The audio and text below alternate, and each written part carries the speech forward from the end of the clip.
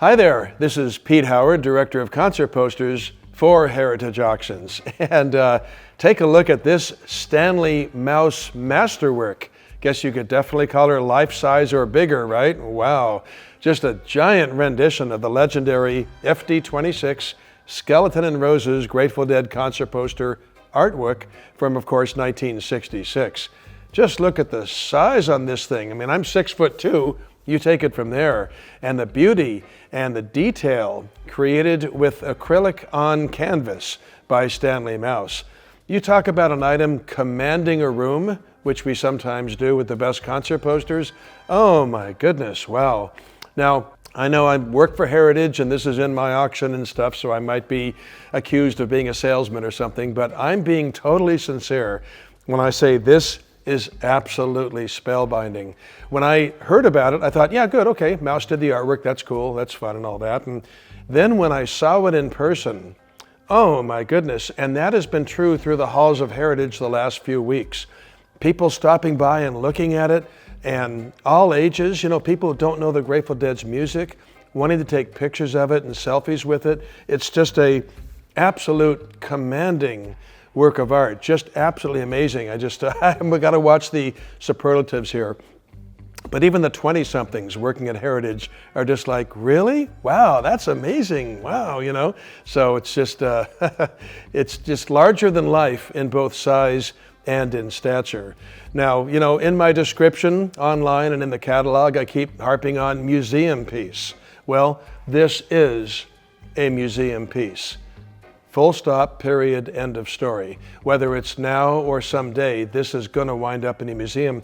Can you think of a better piece to represent, you know, the counterculture of 1960s San Francisco and the revolution it launched with acid rock and everything? It's just, you know, I feel it's better in a museum than any poster, printed poster. This is my opinion, of course. Other people would like the actual real poster. But, you know, just imagine 50 years from now, let's say there's two art museums next to each other. One of them has the Skeleton and Roses poster, high graded, lovely. The other one has this. Which do you think is going to have more people gathered around oohing and ahhing? If I put my imagination there, I just think that, you know, this is the one that will really just have all the legs as far as museums go. And, you know, there's no doubt about who painted it also. As you know, on some classic paintings, the signature is either hidden or not really there, but look at that wonderful signature that Stanley Mouse put on there when he executed this piece of artwork in 2015. And what's nice is this comes with 2 paperwork documentations from Mr. Mouse. So that's really cool, signed and explaining when he did it and how and everything. So we'll show you that, and Tommy will put that in the video as well. By the way, have you noticed yet that three of the roses are painted violet this time by Stanley? Well, he has done that before on another small-sized original coloring of an old FD26 poster or something. So I wonder, in '66, there was no real budget for these things, and so they couldn't afford 3 colors. All they had was red and blue, so that's the way it all came out.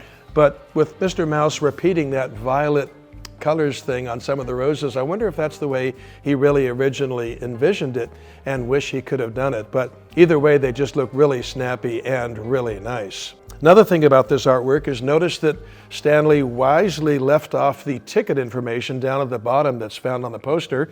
And that makes sense because on the poster it's just sort of like typed in. It literally looks like a typewriter font when you look at where all the tickets are for sale. So, you know, you want to concentrate on the artwork part of this poster and not necessarily on the ticket selling information. So, and keep in mind, this was framed, by the way, by Stanley Mouse himself. This isn't the collector or so forth who framed this. This is what Mr. Mouse thought would be a majestic frame. And boy, was he right. This is 58 inches wide by 88 inches tall and weighs over 50 pounds. So it's a behemoth, and it's just, you know, what can I say that I haven't said yet? It's just a absolutely heavenly concert poster. That's, you know, it's, I'd say it's the heaviest concert poster that Heritage has ever sold. Not quite a concert poster, but you know what I mean, both in stature and in weight. So this will be on Wednesday, December 4th. Okay, the regular concert poster auction. And to read more about it and get the information, you just go to ha.com/Stanley 7383.